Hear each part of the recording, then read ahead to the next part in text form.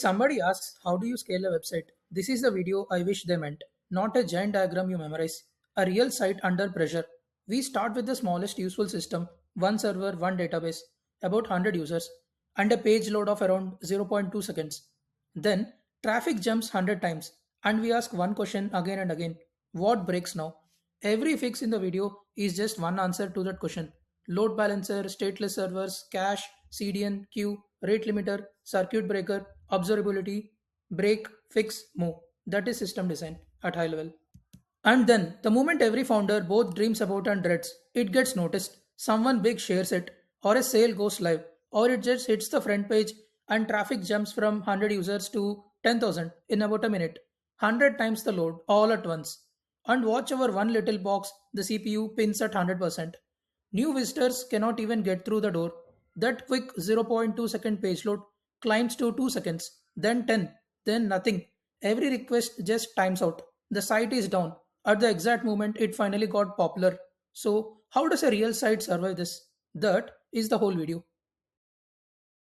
Now, the instinct. When you watch your site melt like that, you might be thinking, I should have built the big system from the start, the one with all the load balancers and caches and queues, the whole picture upfront. But here is one of the genuinely most useful lessons in this whole series. Almost nobody does that, and the ones who try usually regret it. Building for a scale you do not have yet is its own kind of failure. There is even a name for it: premature scaling, and it burns your time and money on complexity you may never need. You start with one box on purpose. So, how do the huge sites get huge? They grow. Every single piece was added on the day something specifically broke. And that is exactly what we are going to do right now. Live. We hit this thing with the spike. We watch what breaks first. We add the one tool that fixes that. And then, this is the important part. We watch the problem move because it always does. You fix one bottleneck and the pressure just shift to next weakest thing. So that is our loop for the whole video. Something breaks, we fix it. The bottleneck moves, break, fix, move. Right. Let's go find the first one. Okay, break number one, the obvious one. Our single server just cannot do the work. CPU pinned out of connections. So what do we do? Well, the first instinct is get a bigger box. More CPU, more memory, and sure, that buys you a little. But it hits a hard ceiling fast. A single machine only gets so big. And worse, it is still just one machine. If it dies, everything dies. One single point of failure. So the real move is the other direction. Instead of one big box, you run many small identical ones. Let's say four of them, all running the same code. But now you have a fresh problem. The user typed one web address. Which of the four servers do they actually land on? And that at high level is exactly what a load balancer is for. Remember it? The front door, one public address out front, and it spreads each incoming request across your healthy servers. One of them dies, the load balancer just stops sending it traffic, and no user ever notices. And here is the part that actually makes this whole thing work. The servers have to be stateless, meaning no server secretly remembers you. Your login, your identity, it writes along with every request in a token. So any of the four can serve anyone. Because if each server remembered its own users, you could never just spread people across them like this. Statelessness is the thing that lets you scale sideways at all. So, great. Four servers behind the front door, and we can add a fifth, a sixth, anytime we want. We are handling the traffic now. But here is the question, and genuinely take a second on it before I answer. We just fixed the servers, so where does the problem go next? Watch. All of those servers talk to the same one database. And as we keep adding the servers to keep up, all of that strain piles on that one database. The bottleneck did not disappear, it moved. And honestly, that right there is the pattern for the whole rest of the video. You never really remove a bottleneck, you just relocate it to the next weakest thing. And keep asking yourself every step, okay, what breaks now? Break number two, the database is drowning. And let's be specific about how, because it is a classic. Database can only hold so many open connections at once, let's say 100, and each of our servers grabs a handful of them. With four servers, fine, but as the spike grows and we add more servers, those connections run out. The connection pool is exhausted, and now new requests just sit in a line waiting for a free connection. You might recognize that exact bug from the last video. Well, this is where it comes from. In our setup, the database's connections are the first shared thing to give away. And here is the trap, and it is genuinely counterintuitive. So sit with it for a second. The instinct is just add servers. Right, because that is exactly what fixed it last time. So you spin up more servers and your site gets worse. Worse. And think about why. More servers means more connections, all slamming that same one database. So it hits its limit even faster. Infinite web servers do not help you one bit when the database is the bottleneck. And that is the moment it clicks. You cannot always fix a problem by adding more of the thing that worked last time. So the fix is not to do the same work faster, it is to stop asking the database in the first place.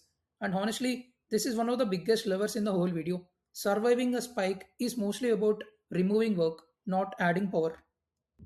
Two moves, and both are about not touching the database. One, a cache. The same popular product pages get loaded thousands of times, right? So we keep a copy in a fast in memory cache and serve those right out of it without ever going to the database. A good cache takes a huge chunk of your reads of it.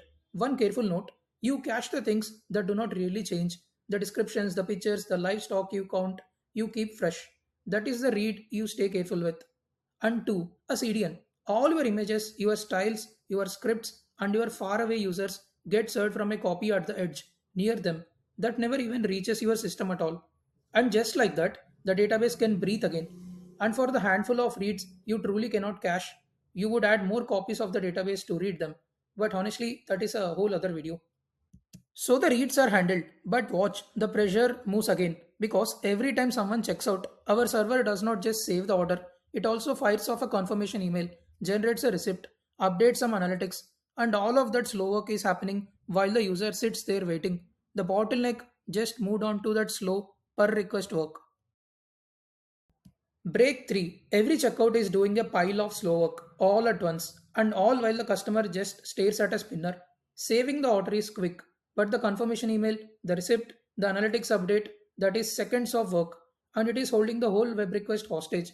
And under a spike, every one of your request handlers, the slots on the server that actually answer incoming requests, get stuck doing this slow stuff. So there is nobody free to answer new people. So the fix starts with one simple question. What actually has to happen right now while the user is waiting? And the answer is just the core of the checkout. Check the order is valid, charge their card, save the order. That part you do immediately. And you tell them you are all set. A clean 200 okay. And everything else, the confirmation email, the receipt, the analytics, you drop onto your queue. Remember queues? You write the slow jobs down on a list and a set of background workers work through them just after on their own time. The user waits for none of it. And here is what a queue really does for us here. It acts like a valve, a wild, spiky flood of 10,000 jobs in 1 second pours in, and a calm, steady 500 a second, a rate that workers can actually keep up, trickles out. It smooths out the spike. Two quick notes as well. One, if a job gets retired, it has to be safe to run twice, or you will email someone their receipts 5 times. That is the idempotency idea from the earlier. Same key, do it once. And two, a queue smooths a burst. It does not magic up infinite capacity. If the traffic just stays high forever, the queue itself becomes your next alarm. Okay, so now we are scaling the servers. We have taken the load off the database and we have moved the slow work out of the way. We are in much better shape, but the spike is still growing. And right here, we hit a genuinely hard limit, one you cannot just build your way past. Break 4. The spike is now simply bigger than everything we have running. And the obvious answer is just add more servers automatically, auto scaling. And yes, you absolutely do that. But here is the catch that surprises people. Auto scaling is slow. It has to notice the load, then boot new machines, warm them up, health check them. And that takes anywhere from seconds to minutes. But the spike arrived in seconds. So there is always this gap where the demand is already here and the new capacity just is not ready yet. You cannot scale fast enough. So what do you do in that gap? You do the thing this whole series has been building toward. You start saying no, you shed load because surviving a spike is shedding just as much as it is scaling. Two ways. One, a rate limiter at the front door, the toll gate. It turns away the bots and the abusive clients and it paces everyone else, capping the traffic you let in at roughly what your current servers can actually survive. So they stay standing while the new ones boot. And two, protect yourself when a dependency buckles. And there are two cases here. If it is non essential, say the customers also bought service, go sick, you just drop it and show the page without it. That is you shedding the cheap stuff. But if it is critical, say payments go sick. You cannot just drop that. So a circuit breaker trips and you fail fast. An instant clean, sorry, I cannot take orders this second. Instead of letting thousands of checkouts hang, frozen, waiting on it, and dragging the whole site down with them in a cascade. A fast, clean no is what keeps the rest of the system alive. And that does it. Between scaling where we can and shedding where we cannot, the system holds. The spike crashes into it, and instead of the whole thing collapsing, it stays responsive, serving what it can, and handing it back a fast, clean no for whatever it cannot. That is what surviving a spike actually looks like. Not everything works perfectly, but nothing falls over. But wait, hold on. I have been telling you this whole time. The database was the bottleneck, then it was the slow work, then payments went sick. And you should be asking me, how did you even know that? How did we see where the fire was every single time? And that is the last piece, and it is the one that was making everything else possible, because every fix in this video started the exact same way, by knowing where the bottleneck was.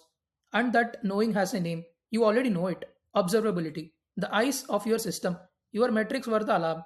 They said something is wrong. Your traces showed you where it is stuck on the database. Your logs told you why. The pool is exhausted. Is it broken? Where and why?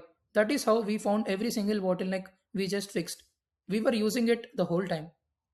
And one honest thing, so you do not mishear this, I showed it to you at the last because it is what let us find each break. So it is a neat way to tie the whole story together. But in a real system, you turn your metrics and your logs on from the day one.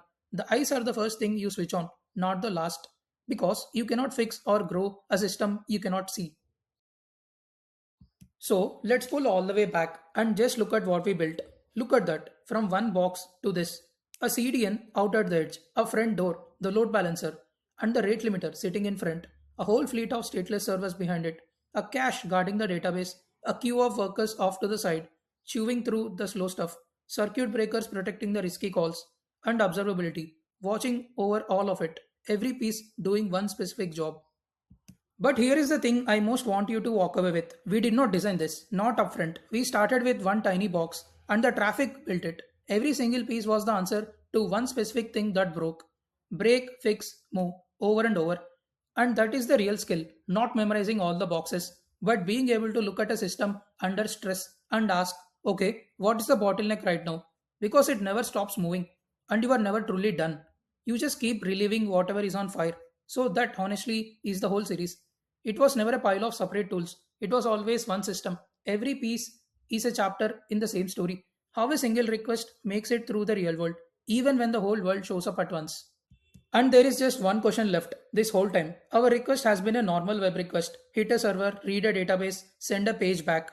But there is a new kind of request taking over the world right now: a request to an AI model, and it behaves completely differently. It is slow in a whole new way, it is expensive, and it streams its answers back a word at a time. So, what happens to this system? The front door, the queue, the workers, when the thing at the center is an AI? That is where we go next. But for today, you do not design a big system, you grow it one bottleneck at a time. See you in the next one.